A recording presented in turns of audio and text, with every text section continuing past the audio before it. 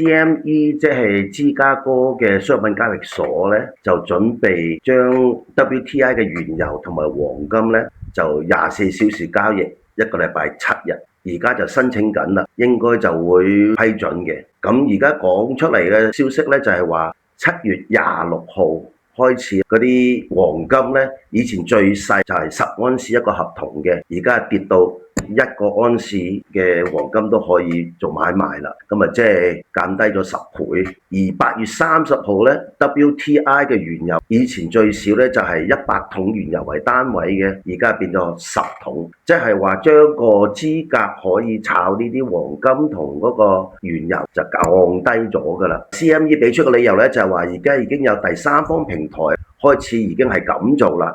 就為咗競爭咧，就要一樣係咁參與咁講。咁啊，可能係佢哋個方面做生意嘅方面，可能係理由充足啦。但係對於散戶又點咧？講真句，以前即係話唔合格去炒呢啲嘅期貨嘅話咧，就而家變咗合資格啦。即係話資金細啲嘅投資者都可以去玩。咁其實係咪正正呢啲投資者接受個風險比較高咧？而且而家講緊係一日24小時，一個禮拜7日。